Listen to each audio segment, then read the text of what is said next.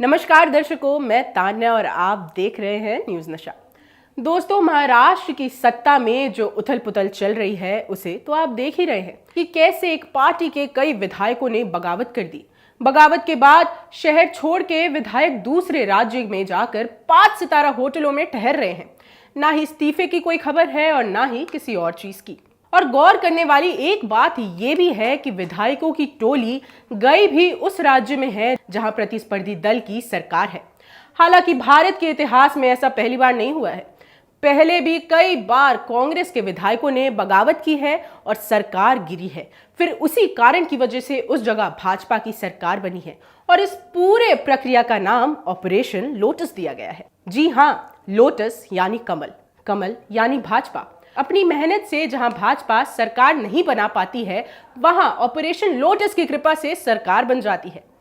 महाराष्ट्र की स्थिति तो आप अभी देख ही रहे होंगे। महाराष्ट्र की स्थिति ने देश भर में अभी हाहाकार मचा रखा है। लेकिन इतिहास में भी ऐसी कई तस्वीरें हैं जिनकी वजह से ऑपरेशन लोटस ने भाजपा की सरकार बनाई है। 2014 में भाजपा के केंद्र में आने के बाद ऑपरेशन लोटस ने मानो तेजी ले ली हो। कई जगह राजनीतिक तराजू में गड़बड़ी हुई है। साल 2016 राज्य था उत्तराखंड। तब सत्ता में कांग्रेस की सरकार थी और हरीश रावत वहां के मुख्यमंत्री। तब कांग्रेस के कई विधायकों ने बगावत कर दी और सरकार अस्थिर हो गई। राज्य में अचानक से राजनीतिक समीकरण बदलने लगे तो केंद्र ने राष्ट्रपति शासन लागू कर दिया। लेकिन उसी वक्त उत्तराखंड के हाईकोर्ट ने राष्ट्रपति शासन में बगावत कर दी और चैलेंज की। काफी बगावत के बाद राष्ट्रपति शासन हटा दिया गया और हरीश रावत वहां के मुख्यमंत्री बने रह गए।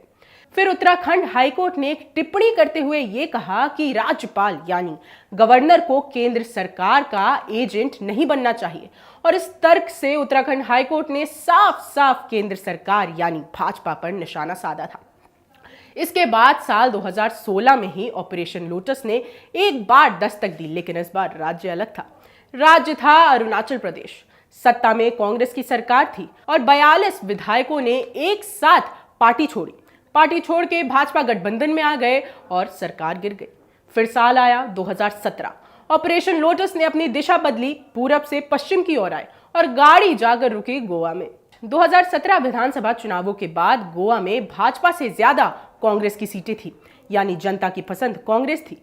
लेकिन जनता का क्या ही है जनाब, होना तो वही है जो केंद्र चाहेगा। फिर कांग्रेस की ज्यादा सीटें आने के बावजूद भाजपा ने ऑपरेशन लोटस की कृपा से अपनी सरकार बना ली। फिर साल 2017 में ही बारी आई मणिपुर की। कांग्रेस अकेली सबसे बड़ी पार्टी बनकर उभरी थी। कांग्रेस को 28 सीटें मिली थी तो वही भाजपा को 21।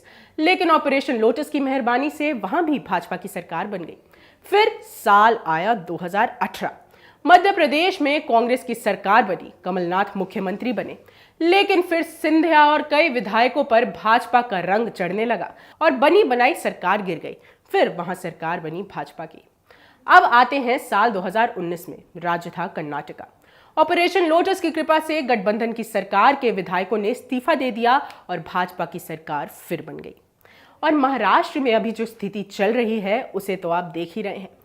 कैसे जनता के फैसले को आलीशान होटलों में बदला जा रहा है। जनता मतदान देती है लेकिन जनता के फैसलों को ही बदला जा रहा है। फिर हमारे बच्चों को स्कूल में सिखाया जाता है कि भारत एक लोकतांत्रिक देश है जहां जनता को यह हक है कि वो अपना शासक चुन सके।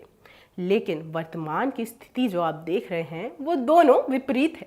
ऐसी और खबरें हम आपको देते रहेंगे। बाकी देश और दुनिया की खबरों के लिए देखते रहे न्यूज नशा।